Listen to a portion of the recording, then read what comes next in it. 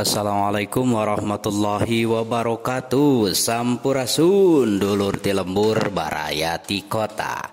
Tepang di dinas channel Api Handy Official. Dina danget ayeuna urang medar perkawis wawacan. Langkung ti payun urang medar wangenan wawacan atanapi pengertian wawacan numutkeun para ahli. Kitu tah. Nurutkeun etimologi, ari etimologi teh nyaeta ilmu anu maluruh asal usul katut robahana harti kecap. Kecap wawacan teh asalna tina kecap waca atanapi baca, tuluy robah jadi wawacaan terus jadi wawacan anu hartina bacaan atawa sagala rupa nu dibaca kitu tah eta numutkeun Ayib Rosidi kitu tah.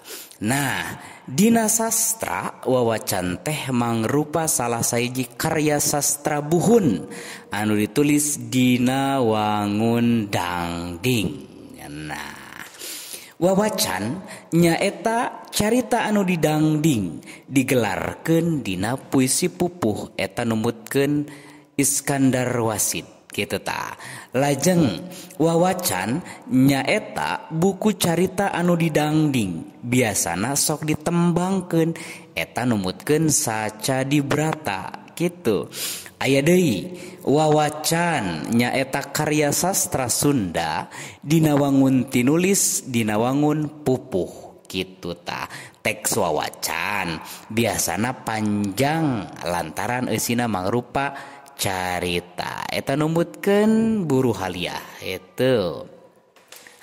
Wawacan mimiti dipikawanoh dina sastra Sunda dina abad ka-17 nepi ka 18. Mangrupa pangaruh tina sastra Jawa. Harita Tatar Sunda diereh ku karajaan Mataram Islam. Eta kaayaan teh beuki nguatan adat cara para menak Sunda mimiti wanoh kana guguritan jeung wawacan. Para ulama oge gede andilna salah sahiji buktina nyaeta nepi ka kiwari masih kene kapanggih wawacan anu ditulis make aksara Arab pegon kitu tah. Nah, tahapan mekarna wawacan. Tahap kahiji lalakon-lalakon wawacan tina sastra Jawa teh langsung disalin henteu disundakeun mangrupa naskah. Tahapan kadua tembong usaha narjamahkeun atanapi nyadur kana basa Sunda sangkan eusina kaharti ku balarea. Tahapan katilu salian tinarjamahkeun teh tapi nyipta carita-carita nu geus nyampak. Tiba heula dina wangun wawacan saperti tina dongeng, hikayat jeung babad. Lajeng tahapan anu kaopat atanapi pamungkas nyaeta sabada aya teknologi mesin cetak kitu tah. Wawacan anu tadina mangrupa naskah teh rea nu diterbitkeun jadi buku. Janten eta tahapan mekarna wawacan gitu. Nah, oge aya nu judul-judul wawacannya. Judul wawacan nu teu kapaluruh pangarangna gitu. Nu kahiji wawacan Sulanjana, wawacan Amir Hamzah, wawacan Paras Nabi, wawacan Gusti Fatimah dibabarkeun, wawacan Ahmad Muhammad, wawacan Ogin Amar Sakti, wawacan Rangga Wulung, wawacan Syekh Abdul Qadir Jaelani gitu tah. Aya oge judul wawacan anu kapaluruh saha pangarangna kitu tah. Nu kahiji aya Raden Demang Brawijaya nya petika badaya tu salik. Oge aya Raden Haji Muhammad Musa nya Raja Sudibja Panji Wulung Sarebu Sawengi Ali Muhtar Canala aya oge Haji Abdus Salam wawacan Rengganis gitunya. Aya RAA Martanagara judul wawacana Batara Rama Angling Dharma jeung Babad Sumedang. Aya MK Harja Kusuma wawacan Dipati Ukur Dipati Imbanagara. Aya R Suradirja wawacan Purnama Alam. R Memed Sastra Hadi Prawira aya Mahabharata. M Asalmun aya Ciung Wanara Munding Laya di Kusuma. Lajeng RH Hadijah Mahtum Rusia Nukasep jeung Rea deui gitu tahnya.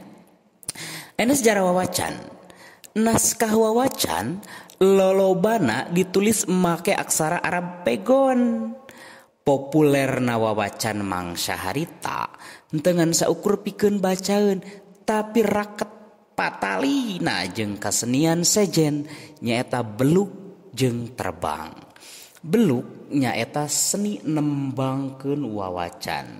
Terbang nyaeta tatabehan anu dipake atanapi ditepak wanguna saperti genjring ngan leuwih gede di sawatara wewengkon sok oge disebut gemyungnya aya oge nusok nyebut tagoni gitu tah. Nah, dina acara syukuran orok upamana sok nanggap terbang sapeting jeput bari ngabeluk ngalalakonkeun wawacan paras nabi gitu. Kitu deui dina ngaruat jeung hajat bumi. Dina ngaruat wawacan anu sok dilalakonkeun nyaeta wawacan Batara Kala.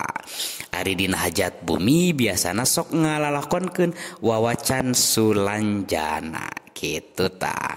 Enak urang paluruh perkawis struktur wawacan.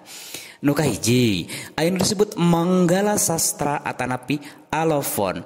Eusina nedawidi katut muji syukur ti anu nulis kanu maha kawasa. Katut sholawat ka Kanjeng Rasul. Biasana struktur nu kahiji teh eta nyaeta Manggala Sastra atanapi alofon. Nu kadua nyaeta eusi kitu tah. Dina eusi mah mangrupa guluyurna carita ti mimiti nepi ka tamat. Lajeng aya nu katilu bagian panutup atanapi kolofon.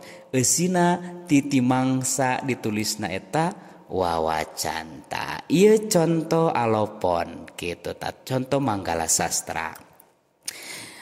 Kasmaran kaula muji ka Gusti Azza wa Jalla nu murah ka makhluk kabeh jeung muji utusanana Kangjeng Nabi Muhammad nyaeta nabi panutup miwah muji sahabatna. Eta dicanak tina wawacan Rengganis alofon nya.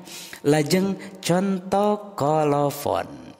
Tamatna kaula ngarang pukul 7 malam Kemis di tanggal 7 welasan kaleresan bulan April tahun Kangjeng Masehi 1800 jeung 62 merengan hijrahna Nabi 1278. Eta contoh kolofon dicanak tina wawacan Panji Wulung.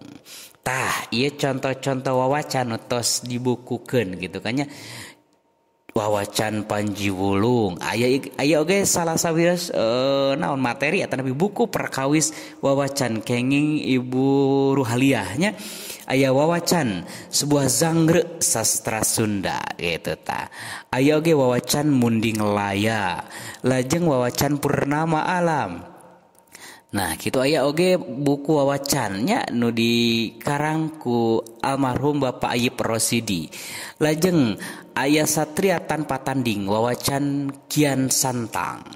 Aya wawacan Sajarah Galuh. Aya wawacan Aji Saka kitu tah anu dikarang ku RH Hidayat Suryalaga. Aya oge wawacan Nabi Parasnya wawacan Paras Nabi gitu. Aya wawacan Suryaningrat gitu tah. Aya wawacan Sulanjana tadapi Dewi Sri nya. aya wawacan paras nabi nu tadi, aya wawacan lalakon Gusti Fatimah, oge aya nu disebut wawacan Ranggawulung gitu. Aya oge wawacan layang Kangjeng Syekh Abdul Qadir Jaelani. Rupina kitu pedaran perkawis wawacan dina danget ayeuna. Tepang deui dina pedaran nu sanesna cag ah.